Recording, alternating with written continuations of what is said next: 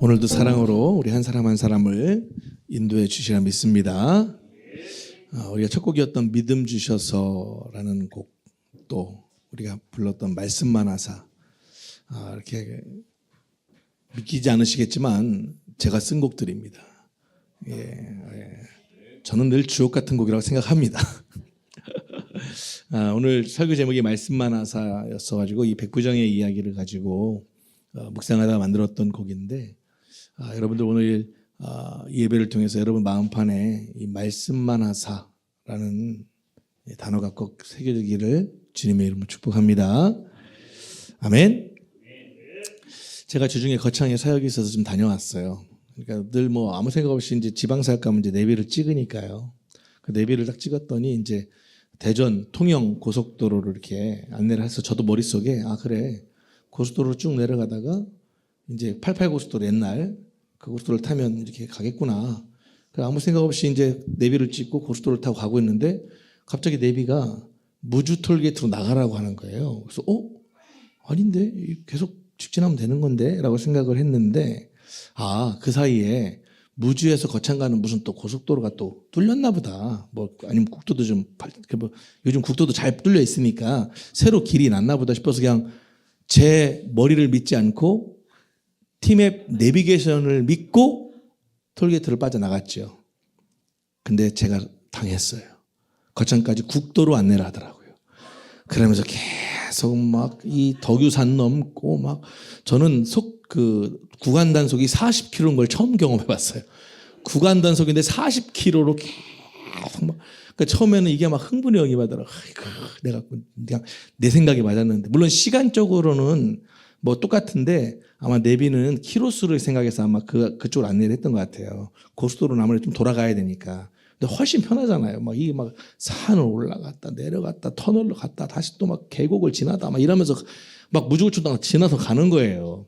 처음에는 좀 흥분이 됐는데 좀 더 가다 보니까 제 눈에 고속도로로 달릴 때는 볼 수 없었던 것들이 들어오기 시작하더라고요. 벚꽃 길들이 계속 중간중간에 벚꽃 길들이 있고요. 속도를 많이 못 내니까 주변을 보게 되잖아요. 고속도로에서는 볼 수 없었던 계곡의 물도 보이기 시작하고, 그리고 한산한 그런 시골 풍경들이 눈에 들어오기 시작하고, 상당히 좀 오랜만에 주님이 이래서 내 뜻이 아니라 내비게이션을 또 주님이 인도하셔서 이렇게 또 그냥 생각하지 못했던, 우리는 늘 그냥 빠르고 편하고 이런 고속도로 같은 그런 삶을만 살고 있는데, 이렇게 생각지도 못했는데 이렇게 국도로 오래간만에 그런 시골길들을 거치면서 그렇게 좀 그런 또 하나님이 허락하셨던 그런 자연의 풍경들이 제 마음속에 들어올 때 좀 이렇게 좀 새롭게 또 자연을 보면서 은혜를 받는 그런 시간을 가졌는데, 오늘 왜 이 말씀을 서두에 드리냐면, 우리가 이 백부장의 종을 고친 얘기를 여러분들이 신앙생활하면서 한두 번 들은 것은 아니잖아요. 그러니까 여러분들이 생각하는 것은 아마 고속도로와 같은 믿음의 초점을 딱 맞춰서 또 그렇게 얘기하실 것 같구나라고 하실지 모르겠는데, 오늘은 조금 벗어나서 국도로 이 백부장의 종의 이야기를 이 국도의 길로 한번 안내를 해볼까 싶어서, 그래서 좀 우리가 생각하지 못했던, 그동안 이 말씀을 어떻게 듣고 알고 있지만 미처 생각하지 못했던 부분들도 한 번은 가끔은 이렇게 한번 다른 풍경을 경험해보는 것도 좋지 않을까 해서 미리 서두에 이렇게 말씀을 좀 드렸습니다. 그렇다고 너무 기대하지 마시고요. 기대가 크면 또 실망도 크니까 결국 그 얘기네 이럴 수도 있잖아요. 그러니까 마음을 편안하게 내려놓으시고, 자, 오늘 한 말씀 들어가 보도록 하겠습니다. 여러분, 신약 성경에 보니까요, 예수님께서 깜놀하신 게 두 사건이 나오더라고요. 깜놀이 무슨 뜻이에요? 깜짝 놀라셨어요. 복음서에 예수님의 그 많은 일들 가운데 딱 두 번만 깜짝 놀란 사실을 기록하고 있다는 걸 저도 설교 준비하면서 알게 됐어요. 오늘 본문이 그 한 구절이고요, 내용이고요. 또 하나는 마가복음 6장 6절이 나와요. 6장 6절에 뭐라고 하냐면, 그들이 믿지 않음을 이상히 여기셨더라. 이에 모든 촌에 두루 다니시며 가르치셨더라. 이게 무슨 내용이냐면, 나름대로 주님이 이렇게 기적을 보여주시는 거예요. 사람들 앞에서 이제 여러 가지 또 병든 병자도 고쳐주시고 이렇게 하면서 그 하나님을 지금 나타내고 있는데, 사람들이 별 반응이 없어. 여러분, 우리 팀을 응원하는 야구 선수가 홈런 쳤는데 사람들이 반응이 없어. 그러면 그 야구 선수 얼마나 당황하겠어요. 축구 선수가 골을 넣었는데 반응이 없어. 당연히 예수님도 사람으로 오셨지만 하나님이시면 사람으로 오셨는데 예수님이 원하는 게 아니라 자기들이 뭐 줘달라고 하고 막 소문 듣고 와가지고 막 그러니까 좀 때는 아니지만 그래도 해야겠다 싶어서 이제 병도 고쳐주고 했는데 반응이 없어. 그래서 놀라신 거야. 그래서 여기 이상히 여기셨다라는 말이 놀라셨다는 말이더라고요. 우리가 옛날 구약 한글을 보면 기히 여기셨다 이런 표현이 나와요. 그게 이제 개정으로 바뀌면서 이렇게 이상히 여기셨다라고 표현하고 있는데, 야, 어떻게 이럴 수 있지? 좀 놀라신 거예요, 마음이. 그리고 오늘 본문의 9절 말씀이죠. 예수께서 들으시고 그를 어떻게 했다고요? 놀랍게 여기셨다는 거예요, 또. 네? 백부장을 보고 놀라셨다는 거예요, 또. 그의 그런 행동들이나 말을 보고. 중요한 것은 예수님께서 이 놀라신 두 번의 경우가 다 믿음과 연결되어 있다는 것을 우리가 일단 주목을 해야 됩니다. 마가복음 6장 6절에서는 주님을 통해서 엄청난 기적을 맛본 사람들에게서 믿음이 없음을 보시면서 깜짝 놀라셨던 거고, 오늘 본문은 이스라엘 사람이 아닌 이방인 백부장의 믿음을 보시면서 또 깜놀하셨던 거예요. 자, 오늘 이 시대에 우리들은 예수님에게 어떻게 보이고 있을까요? 우리 한 사람 한 사람의 지금 삶이, 신앙의 삶, 믿음의 삶이 예수님이 보실 때 어떠실 것 같아요? 예수님이 보실 때 우리를 보시면서 놀라시는 삶이셨으면 좋겠는데, 그 놀라심이 우리가 좀 전에 소개해드렸던 마가복음 6장 6절에 나오는, 야, 어쩌면 저렇게 니들 이렇게, 어쩌면 저렇게 믿음이 없어. 그래서 깜짝 놀라고, 야, 어떻게 저렇게 주중에는 나를 한 번도 생각도 안 하고 찾지도 않다가 그냥 어떻게 이렇게 그냥 예배 때만 오면 그냥 손 들고 찬양하고 막 눈물 흘리고 깜놀하시는 거죠. 야, 그건지 아니면 야, 역시 너 네 삶이 너무 아름답구나. 어떻게 그렇게 어려운데 애 키우는 거 보통 일이 아닌데도 그냥 참 우리 믿음의 어머니들 대단해요. 일단 단어를 가르치기 시작하면 뭐부터 가르쳐요? 아멘, 아멘. 또 뭐부터 가르쳐요? 주여, 주여. 야, 우리 오태호 전사님 참 이 사모님 대단해. 아이들은 성경에 나오잖아. 죽도록 뭐 하라고? 충성하라잖아요. 그러니까 애들한테 단어를 충성을 가르치잖아. 차렷! 충성! 이야, 이게 뭘 가르치냐에 따라서 하여튼 교회 다니는 어머니 아버지들의 아기를 낳았을 때 가장 가르치는 단어가 늘 아멘, 주여, 뭐 행동은 할렐루야, 뭐 할렐루야, 손 놓고 이러는 거 있잖아요. 우리 늘 그렇게 살아왔잖아요. 별거 아닌 것 같지만 주님이 그런 것들을 볼 때 또 감동하시는, 깜짝 놀라시는 거죠. 예수님께서 우리의 믿음을 보시고, 야, 이 한국 땅에서 이런 믿음도 있었어? 라고 좀 놀라셨으면 좋겠어요. 할렐루야. 우리 성도님들을 보시면서, 야, 정말 매일매일 감동하셔가지고 그냥 깜놀하셨어. 우리의 믿음의 행동을 보시면서 깜놀시켜드리면 어떻겠는가. 그런 생각을 좀 이렇게 가져보면서 오늘 이 말씀을 좀 우리가 상고해 보고자 합니다. 도대체 예수님께서는 백부장이 어떤 모습, 어떤 믿음의 모습을 보시면서 깜짝 놀라신 것일까요? 자, 본문의 내용으로 들어가 볼게요. 자, 백부장은 예수님에 대한 소문을 들었습니다. 그런데 이 백부장이 사랑하는 하인이 죽을 병에 걸려 있는 거예요. 그 당시에 하인은 그냥 뭐 죽어도 아무런 상관이 없는, 신경 쓸 그런 가치가 없는 존재들인데도 불구하고 이 백부장은 더군다나 유대인도 아니고 이방인인데 자기 하인이 지금 병들었다고 막 그 하인을 살려보겠다고 막 이렇게 사방팔방 뛰어다녔던 거예요. 새신자반에서 이재철 목사님은 이 백부장의 이 믿음을 가지고 이렇게 해석을 했더라고요. 우리가 일제시대 때 일본인 장교가 그 집에서 일하는 조선인 하인이 병들었다고 예수님을 찾아와서 우리의 집에 있는 하인이 이렇게 병들었는데 예수님 좀 고쳐달라고 그렇게 좀 얘기를 하는 거예요. 이게 여러분들 상식적으로 잘 있을 수 없는 얘기잖아요. 같은 민족도 아니고 우리나라를 침범해가지고 우리를 짓밟았던 그런 지금 장교가 자기 집 조선 사람을 조선 하인이 병들었다고 그 뭐라고 그거를 야 갖다 버려 하면 되는 문제인데 그거 종하면 살려보겠다고 저렇게 하는가. 근데 이 백부장이 그래서 어떻게 했습니까? 사방팔방 뛰어다니다가 잘 안 고쳐지죠. 이 하인이. 근데 이 사람들의 얘기가 있는 거예요. 그 예수님이란 분이 되게 능력이 많으시다더라. 병자들을 막 고치시고 막 이런 얘기를 들으니까. 근데 자기 신분이 뭐예요? 이방인이잖아. 당시 유대인들은 이방인 상종해야 하네요? 상종 안 하잖아. 그러니까 이제 유대인 장로들 몇 명을 찾아가서 좀 예수님께 가서 얘기 좀 한번 해달라. 이렇게 이제 부탁을 하는 거죠. 분명히 자기는 이방인이기 때문에 잘 안 통할 것 같으니까 잘 통할 거라고 생각했던 유대인들의 장로들에게 부탁을 한 것입니다. 그리고 그 장로들이 예수님께 와서 그 백부장을 위해서 간절히 간청을 하는 거예요. 다시 말씀드리지만 유대인들은 당시에 이방인들과 상종을 하지 않는 게 원칙입니다.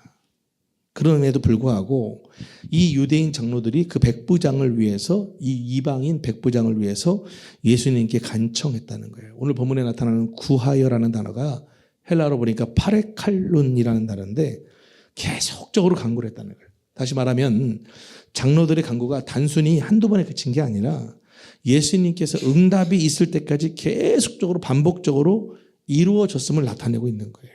4절 말씀 보여주실까요? 이에 그들이 예수께 나와 간절히 구하여 이르되 이 일을 하시는 것이 이 사람에게는 뭐하다고요? 합당하다라는 거예요. 합당하다는 말이 뭐예요? 할 만한 가치가 분명히 있는 일이라는 거예요. 말하자면 장로들이 지금 예수님께 나와서 이 백부장이라는 사람은 병을 고쳐줄 만한 가치가 있는 사람이라고 얘기해 주는 거예요. 예수님한테. 왜? 이 사람은 하나님도 잘 모르는 사람이지만 우리 유대인들을 위해서 정말 좋은 일 많이 했다. 5절 말씀 보여줘 보세요. 그가 우리 민족을 사랑하고 또한 우리를 위해서 회당을 지었다는 거예요. 그러니까 다른 장교들하고는 다르다. 이 사람은 일본인 장교이긴 하지만 우리 조선인들을 위해서 애를 많이 썼다. 쉽게 말하면 이렇게 지금 예수님 앞에 간청을 해주고 있는 것입니다. 여러분 되게 놀랍지 않아요? 근데 여기에 우리가 한 가지 생각해 볼 문제가 있습니다. 이 장로들의 문제가 오늘날 우리 신앙인들의 문제일 수 있다는 거예요. 무슨 얘기냐? 내가 갖고 있는 이 사고방식이 때로는 문제가 될 수 있다는 것이죠. 사람이 뭔가 선행을 하면 하나님께 특별한 도움을 받을 수 있다는 생각들이 우리는 마음속에 깊이 박혀 있습니다. 그러니까 유대인 장로들의 사고방식이 뭐예요? 오늘날 대부분의 우리 한국 성도들이 깊이 박혀 있는 사고방식이에요. 내가 이만큼 수고했으니까 하나님의 은혜를 나는 받을 자격이 있어. 내가 이렇게 헌금도 많이 했고 내가 구제도 열심히 했고 나는 말씀도 이렇게 받고 나는 봉사도 이렇게 했고 나는 이렇게 해. 난 11조를 떼먹은 적도 없어. 이러면서 그러니까 나는 하나님 앞에 복을 받아야 돼. 난 내 앞길은 탄탄해야 돼. 이런 사고방식이 우리 안에 너무 강한 거죠. 그러다 보니까 한 번씩 삶에 굴곡이 생기고 뭔가 고속도로 같이 막 빵빵 뚫려서 뭔가가 믿음의 길로 가야 되는데 뭔가 덜컹덜컹 되고 뭔가 좀만 어려움이 오면 어떻게 하나님이 나한테 이러실 수 있나? 마음속에 이런 원망과 불평들이 나오게 되는 거예요. 내가 하고 있는 것이 문제가 있는 것이. 이게 바로 무슨 신앙이라고 얘기해요? 기복주의 신앙이라는 거잖아요. 복 자체가 목적이기 때문에 내가 열심히 헌금했고 봉사했고 말씀 받고 기도했던 거예요. 근데 그렇게 했는데 복이 임하는 게 아니라 어떤 잠깐만 고난이 오고 시련이 오니까 어떻게 하나님이 나한테 이럴 수 있냐? 이런 사고방식들이 우리 안에 너무 팽배하게 깔려 있다라는 것이죠. 그래서 우리가 이 백부장의 설교는 늘 어떤 설교였습니까? 믿음에 대한 설교였어요. 백부장은 이런 믿음을 가졌다라고 하는 설교를 우리가 너무 여러 번 들어주셨을 겁니다. 저도 많이 들었고 또 여러 번 했었습니다. 종을 불쌍히 여기는 마음, 겸손함 등등 자꾸만 백부장에게 초점을 맞춰서 우리도 이런 믿음을 가지고 살아야 한다는 설교들이 우리는 여러 가지 그런 설교들을 들어왔습니다. 여러분 오해는 하지 마십시오. 뭐 선행을 하지 말아야 한다거나 겸손하셔서는 안 된다거나 이런 얘기를 하는 게 아니에요. 또 혹은 백부장의 훌륭한 인격의 소유자였다는 것이 부인하다는 것이 아니에요. 오늘 본문을 통해서는 저는 좀 다른 각도로 말씀을 좀 우리 함께 살펴보고자 하는 것입니다. 조금 여유 있게 그 계곡을 지나면서 계곡물도 보고 꽃길도 보고 여유로운 좀 그런 시골 풍경들을 좀 느껴보자는 것이죠. 자, 다시 본문으로 들어가서 예수님께서 그 백부장의 집에 거의 도착했을 무렵이죠. 이제 소문을 듣고 이제 안 되겠다 싶으시니까 예수님이 가시기 시작한 거예요. 근데 그 백부장은 그의 친구들을 예수님께 보내서 어떻게 했습니까? 이제 좀 이렇게 말씀을 하는 거죠. 오늘 본문의 6, 7절 말씀 보세요. 예수께서 함께 가실새 이에 그 집이 멀지 아니하여 백부장의 벗들을 보내어 이르되 주여 수고하시지 마옵소서. 내 집에 들어오심을 나는 감당하지 못하겠나이다.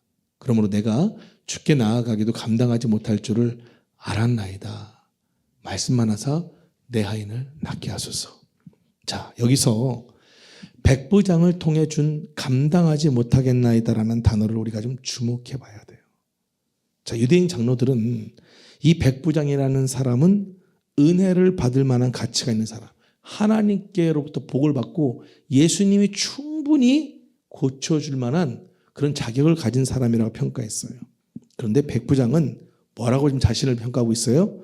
내 집은 주님을 받아들일 만한 그런 가치가 없는 집입니다라고 먼저 자기 집에 대한 평가를 내려요. 그리고 나서 7절에 나 자신도 역시 주님 앞에 그렇게 나아갈 가치가 있는 사람이 아닙니다. 나는 그런 가치가 없는 사람입니다라고 자기 자신을 대한 평가를 합니다. 백부장의 자기에 대한 평가는 장로들의 평가하고는 정반대적인 평가를 내리고 있는 거예요. 정말 놀랄만한 믿음의 표현이었던 것이죠. 예수님이 그래서 놀라셨다는 거예요. 우리는 유대인 장로들과 비슷하잖아요. 내가 하나님께 은혜 받을 만한 자격을 갖추려고 부단히 애를 씁니다. 주님 앞에 자꾸만 내 어떤 것을 막 이렇게 내려놓으려고 하잖아요. 주님, 그래도 내가 주일 예배 하나는 착실하게 드렸지 않았습니까? 그래도 내가 11조 빼지 않고 잘하지 않았습니까? 주님, 그래도 내가 은혜 받을 자격은 웬만큼 있고 있잖아요, 내가. 우리 안에 마음속 깊은 곳에 그런 것들이 자리 잡고 있는 거예요.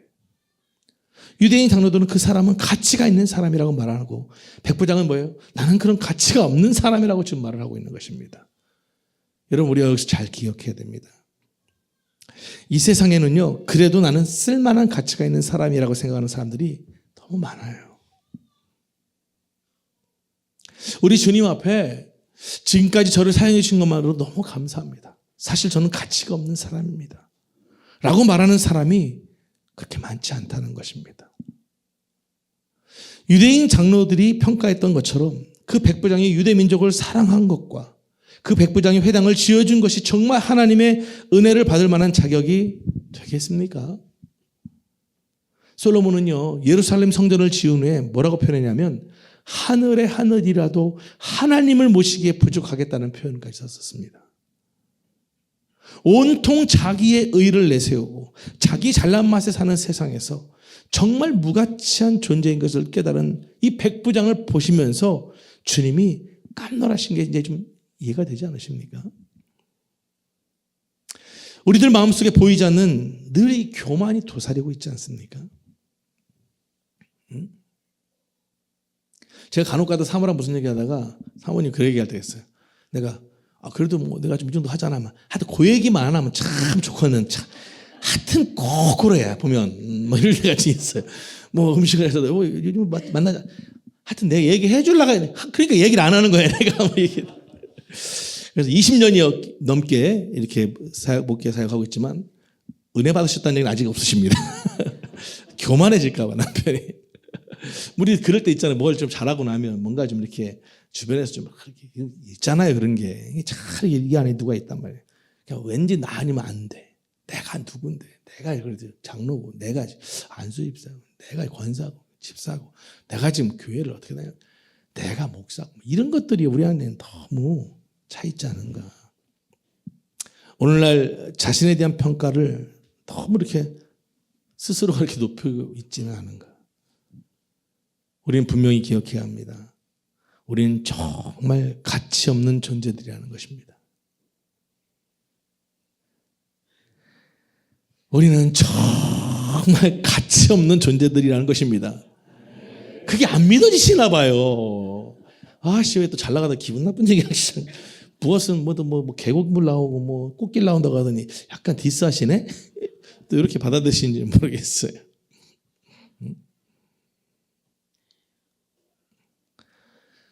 주님의 은혜를 받을 만한 아무런 가치도 자격도 없는 그런 존재들이 바로 뭐예요? 우리 아니겠습니까? 우리가 솔로몬의 성전보다 더 크고 웅장한 그런 회당을 지었다고 할지라도 우리는 하나님의 은혜를 받을 만한 사실은 아무런 그런 가치도 자격도 없는 그런 존재들이라는 거예요. 그런데 이렇게 가치 없는 나를 살리시기 위해서 하나님께서 예수 그리스도를 이 땅에 보내셔서 십자가에서 죽기까지 하셨다는 거예요. 도무지 이해할 수 없는 그런 은혜를 베풀어 주셨다라는 거예요. 우리 성도님들하고 이렇게 얘기를 나누다 보면 이제 어떤 집사님들 얘기도 나오고 하잖아요. 예를 들자면 뭐 이덕기 집사님 얘기하면 우리 야구팀에서도 그래요. 이제 목사님들이 많으니까 저를 부러워해요. 예? 뭐 목사님, 뭐 이덕규 집사 보면 그냥 뭐 이용현 집사도 보면 막 얘기를 하고. 그러니까 그들이 눈에 볼 때도 좀 그리스도인의 삶이라는 게 저래야 되지 않냐 그 얘기라는 거잖아요. 근데 그 얘기를 다르게 표현하냐면 본인이 아는 거예요. 자기가 얼마나 싸가지가 없고, 아멘. 네. 내가 얼마나 개성과 지성이 강하고, 진짜 나는 한시도 주님이 내가 주님 생각하면 나는 그냥 바로 그냥 막 이렇게 난 그런 놈밖에 안 되는. 그러니까요 어떻게든 한 번이라도 더 말씀 들어보려고 하고. 어떻게든 그러는 것이요. 예? 이용일 집사님 이번 주에 문자 왔더라고요. 이제 듣는 걸로 일독했습니다. 이렇게 문자 왔더라고요. 오늘 아침에 와서 이거 수고했어요 했더니 이제 잘 안 보인대 이게. 여러분 이게 계속 보려면 얼마나 눈이 아파요 이게. 그 얼마나 좋아. 나는 진짜 참 그분들에게 난 만나면 내가 밥 한번 사야 돼. 너무 그냥 아시잖아요 말씀 그냥 성우들을 통해서 그냥 그렇게.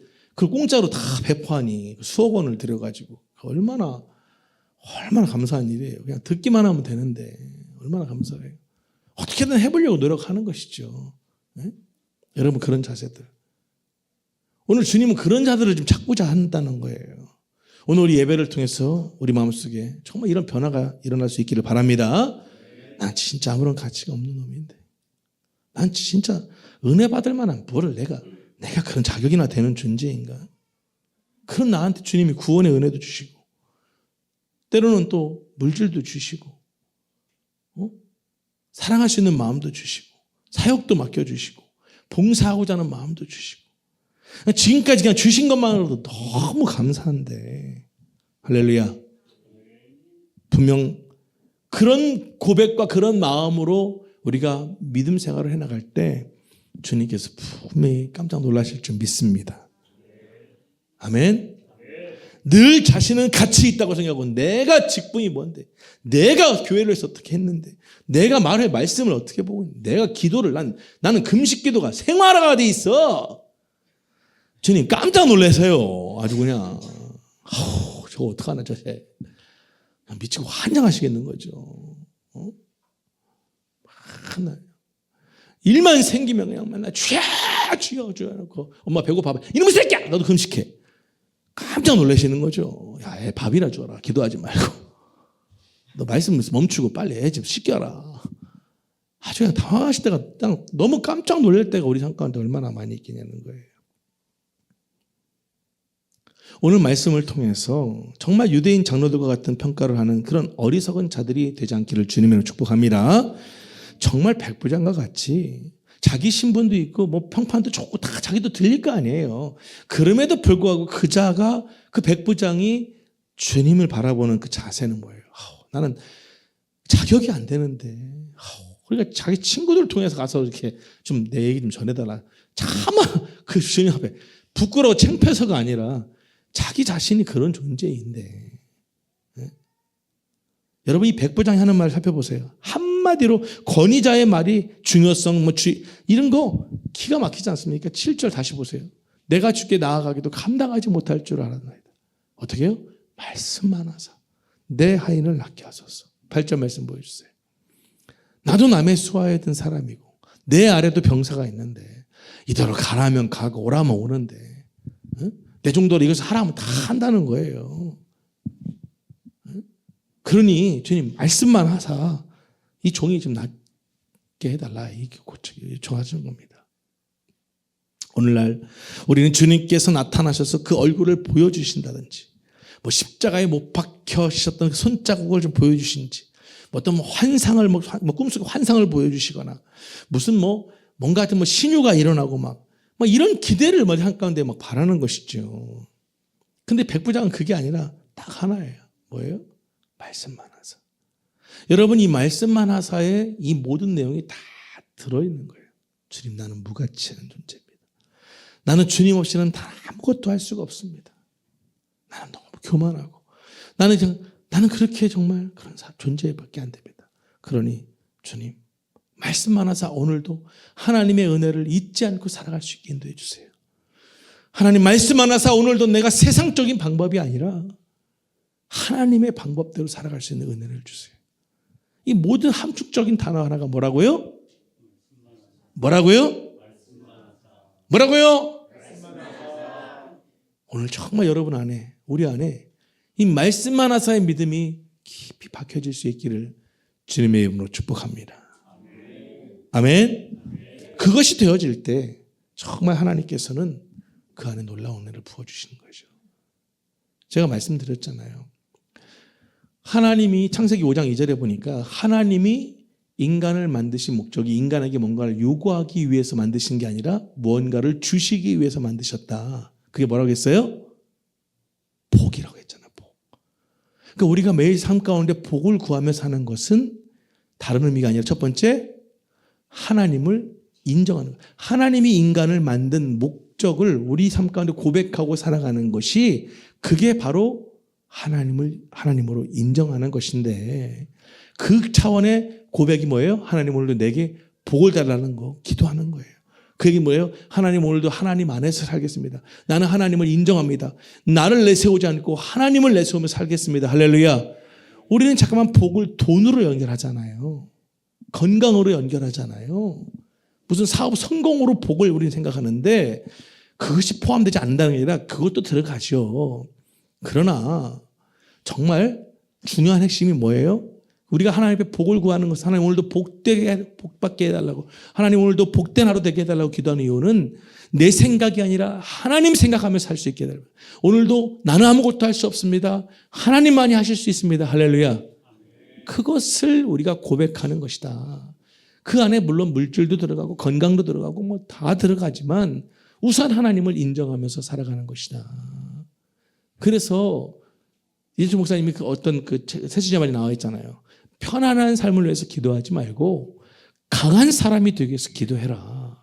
여러분이 같은 얘기예요. 강한 사람이라는 것이 무슨 세고 능력이 이걸 의미하는 게 아니라 하나님 안에서 어떤 일이 있어도 좋을 때만 좋은 게 아니라 고난이 닥쳐도 슬픔이 닥쳐도 감당할 수 있는 사람이 바로 강한 사람이라는 거예요. 아멘. 때로는 내가 고속도로 같은 길 갈 때 너무 감사하잖아요. 생각도 안 해 뜻밖의 물질들이 들어오고 사업들이 잘 돼봐 너무 좋잖아요. 근데 늘 그렇지만은 않으니까 때로는 타이어가 펑크가 나기도 하고 때로는 길을 잘못 들어서서 어려움을 겪기도 하지만 그럼에도 불구하고 분명한 뜻이 있을 거야.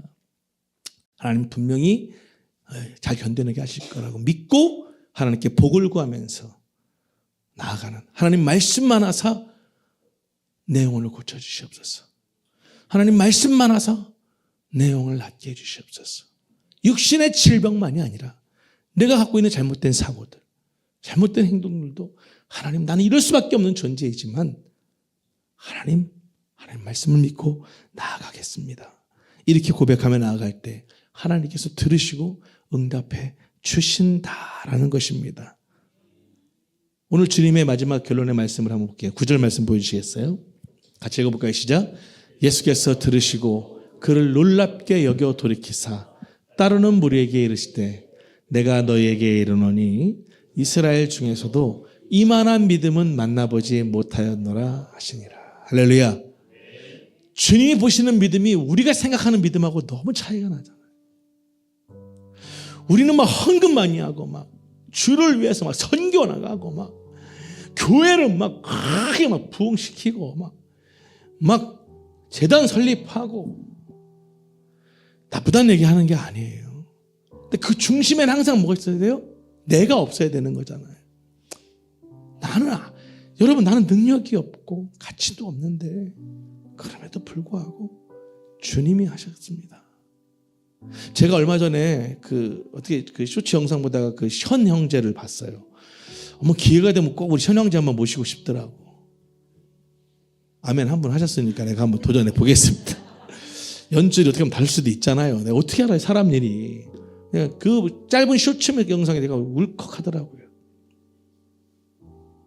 다른 게 아니에요. 하나님이 자기를 높여주는데 자기는 무가치한 존재라는 거죠. 난 아무것도 할 수 없는 존재인데.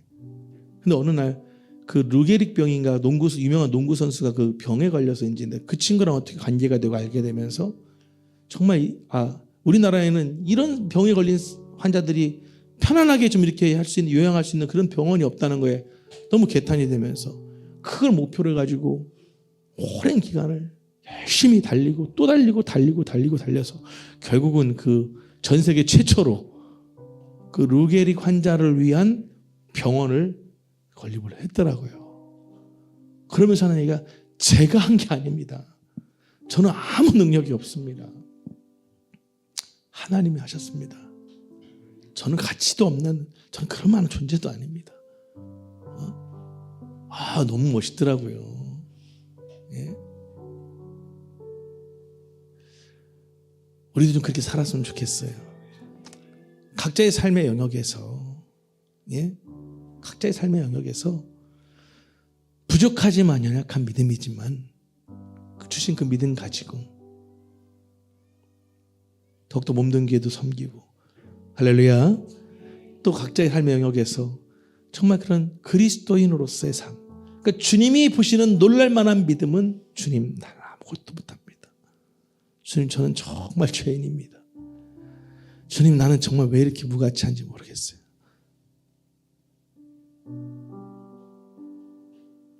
그럼에도 불구하고 또 오늘을 살게 하시니 감사하고 살아갈 용기 주시니 감사하고 아픈 캄캄하지만 보이는 건 없지만 그래도 또 오늘 하루 또 살아가게 하시니 감사하고 최근에 그 되게 유행하는 노래가 있더라고요. 반딧불? 그 제가 언젠가 한번 불러보려고 그래요. 그 가사가 기가 막히잖아요. 네? 결국 지는 개똥벌레인데 그래도 괜찮다는 거. 왜? 빛나니까.